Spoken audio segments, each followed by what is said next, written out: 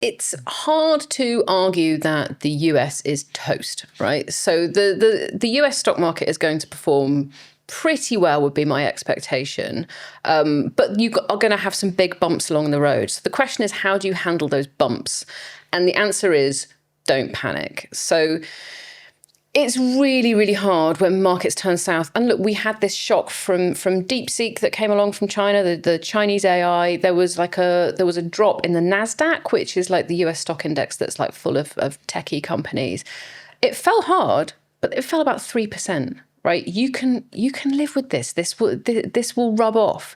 So even when stocks fall really horribly, it's not necessarily a good idea to kind of get out and do the opposite. It's really worth having a bit of money like squirreled away in cash, right? Just like on deposit in a cash ISA or whatever that is, yes, it's boring, but it's never going to do you wrong. But when stocks fall heavily, it's really easy to panic and kind of sell and do something else. So I remember in 2020 COVID crisis, stock market got absolutely hammered, like at a speed that I have not previously seen. It was really rapid. It was really ugly. And I remember the lockdowns were starting. UK was about to go into lockdown, and it was around March the 23rd, and stocks were down, I don't know, I'm going to say about 20% or something. Yeah. And a few fund managers that I speak to were like, right, I'm going to buy. And I was like, are you on drugs? Are you completely mad? What do you mean you're going to buy? Like, we're only just going into lockdown. They were like, it's not going to get worse than this. The authorities are going to step in. They're going to make sure that markets behave themselves. And they were dead right, and I was dead wrong. That's when I piled in. That's when, I've gotten a little bit. Probably not to their level, but I cancelled buying a house and like threw all the money in the market. I've got a dip bag, I call it. So whenever nice. It's like a little pot of money. So whenever the market crashes, I just buy in. That's a really good idea. But this week was the first time I was a little bit scared. I was like, I don't know if I can pull the trigger. And I bought a little bit, but not as much as I normally would. But then your crypto drops 90% and you throw your jewelry on it. I did. Because I have some crypto AI stocks and they just got smashed. Some American crypto AI stock, and they lost like 80%, 60%. And I was like, I'm not buying that. Normally I'd be like, discount. And I was like, I don't know what's going to happen. Like, even I was like, I like to put a little gamble now and again. But I was like, this is very uncertain. It's very scary. Like, you woke up, I just saw red in my portfolio. And I was like, maybe I'm not going to buy this deal. Let me see how this plays out. Let's see how this... If it's any consolation, even professional investors find this really hard as well. When the market is like really bleeding out, that is always the best time to get in. But even the professionals say it's properly scary. Yeah. The way to manage that is to just like have a set rule that what I would say is I'll place the order on a Sunday evening at dinner.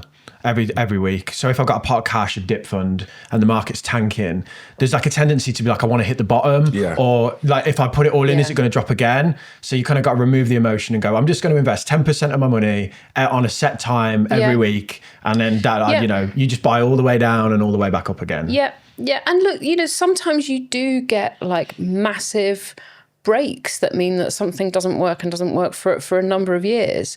You look at like, there was a lot of investment in like Chinese stocks, for example, a few years ago. And when that went wrong, it really went wrong, and it's never properly recovered. And it was the right move to get out of China for a lot of sorts of investors. But those sorts of shifts where things durably go wrong for a really long time are quite rare. Could it happen this time? Of course it could. No one's got perfect vision over the future. But if you do get this turbulence along the way, because Donald Trump is just an inherently kind of capricious, turbulent person, you are going to get some quite jerky moves in the market. Try not to freak out about all of them.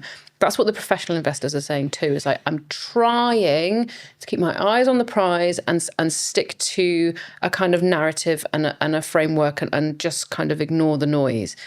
I'm not saying that's easy. I'm saying that's the right thing to try and do. Sorry, quick question. Do you think it could be 4 years of turbulence? Yeah, it definitely could be 4 years of turbulence. If he plays his cards right, it could be 8 years of turbulence. But the most likely outcome is that it's 2 years of proper turbulence, because he's got to get some of his more aggressive policies over the line before you have those congressional elections halfway through his term, which will make it more difficult for him to execute some of it. So my expectation is, like, in his first year, he is at the height of his powers, right? And so this is his big rush. You've seen all these hundreds of executive orders and all these, seemingly quite random orders to like cut federal spending in all sorts of different areas, foreign aid, domestic healthcare, all this sort of stuff. He is a man in a hurry. He wants this shock and awe thing, and he's achieved it. The thing is, he believes, and he's right in a way, that the best way to negotiate with people is keep them on the back foot and keep other countries like thinking, what's he going to do next? So that he's like constantly surprising them and they kind of don't know where to go. You look at Greenland and the Danish reaction to that as an example, or Colombia or whatever it is. Other countries just do not know which way he's going to turn. And that is a strategic advantage to him. It helps him to get what he actually wants. The unfortunate byproduct of that is that markets end up all over the place because investors don't know what he's going to do either. So it's just going to be a bit of a mess.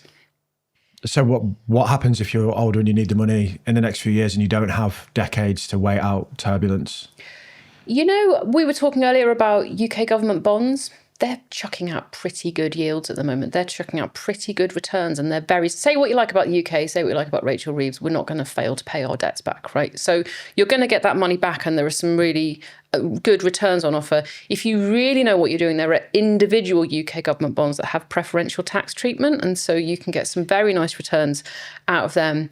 The other thing is cash, right? So I'm still getting 4.6% or something on my cash ISA with like really low fees. That's higher than the rate of inflation. It's a decent little stash of money that's there for like rainy day stuff. Need to take the dog to the vets. I've got some sort of expenses to pay. I've got very expensive children, all this sort of stuff. It makes a lot of sense to have a bit of money in basically risk-free stuff like deposits and bonds. Like a nice buffer. A nice buffer zone. Everyone likes a buffer zone. Yeah, because I think longevity. You said that you're going to live till 101. That'd be nice. People are going to need to be invested for a lot longer. So I always encourage older people. People are in their 50s and think, I haven't got decades ahead of me. You have. You're probably going to be in the market for as long as you've already been. If you plan on living to 100, which I think we all have to kind of, because if you get to 80 and you run out of money, you're in trouble. You say, I'm going to be invested for 40 years. So I do have time to wait it out. What I need to be able to deal with is sequencing risk and short-term drops in the market. And you do that through a good cash buffer, 3 years or some bonds or whatever. The other thing to bear in mind is that UK stocks, in contrast to US, pay really quite high dividends. So these companies that you invest in are effectively handing money back to you every year or whatever it is. It's kind of a sign of health. It's how it's perceived of UK companies. But, like US companies are terrible at dividends. They're getting a little bit better. But, so that is a source of income for a lot of people. Dividends from holding certain like UK stocks got much higher dividend yield than a lot of other countries. Certain European markets are good at dividends too. If you just leave them, they will just recycle into your portfolio. But you can just get a check if you really want to, if you're invested in the right UK stocks. Yeah, even income paying like indexes, you can obviously get high yield ones, but I think even like VWRL is like near 2%, which is it's better than a poke in the eye, right? Yeah, especially if you've got it in tax efficient accounts. If you've got a lot of money inside of an ISA or something and you're drawing 2% off that, you probably need 4% of the portfolio a year as like a safe withdrawal rate. There's ways to manage it, right? Yeah, sometimes boring is good. Yeah.